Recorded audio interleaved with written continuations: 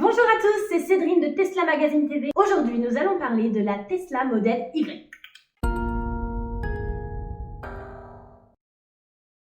Oui, je sais, elle n'est pas encore disponible en Europe. Mais pour vous faire patienter, je vous ai préparé une petite fiche technique, vous m'en dites des nouvelles. Alors, au niveau du prix, elle serait plus chère que la Tesla Model 3. En même temps, il s'agit d'un SUV compact avec des caractéristiques bien différentes.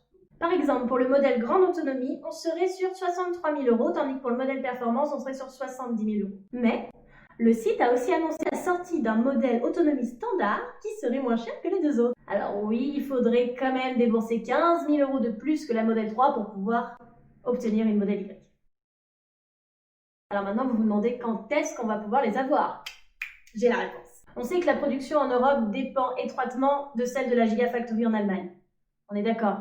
Et donc, à cause de l'épidémie du coronavirus, ça a pris un petit peu de retard, mais, bonne nouvelle. Le site a annoncé une réouverture pour 2021, ce qui signifie que d'ici fin 2021, vous pourriez être les premiers clients livrés de votre modèle Y.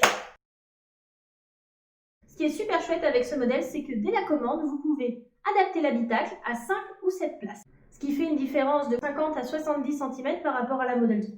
Pour ce qui est de l'autonomie, Tesla a fait en sorte qu'on ne puisse pas comparer les modèles. Donc, on sait que la Model 3 Performance a une autonomie de 530 km et que la Performance Model Y aurait une autonomie de 480 km. Alors, je suis d'accord, ça fait tout de même une différence de 50 km, mais quand on connaît le design audacieux de la Model Y, moi je trouve que c'est tout à fait raisonnable. Pour l'autopilote, on sera comme sur le Model 3, c'est-à-dire un modèle de série qui offre des capacités avancées de conduite autonome, comme la conduite autonome sur autoroute et le dépassement de voie. Mais vous allez pouvoir vous offrir en option les dernières fonctionnalités telles que la réaction au feu de signalisation. Et ça, j'en parle dans une prochaine vidéo.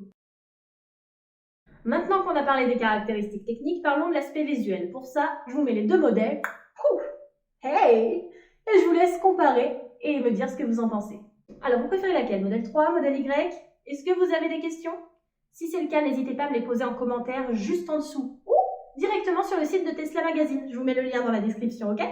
Petite info, si l'anglais ne vous fait pas peur, Tesla Magazine va bientôt sortir en anglais. Je vous mets aussi le lien dans la description parce que vous pouvez déjà entrer votre adresse mail pour avoir toutes les news et ne manquer aucune information. Oh, j'ai failli oublier. Vous savez quoi? En mai, Tesla Magazine a eu 7 ans. Oui!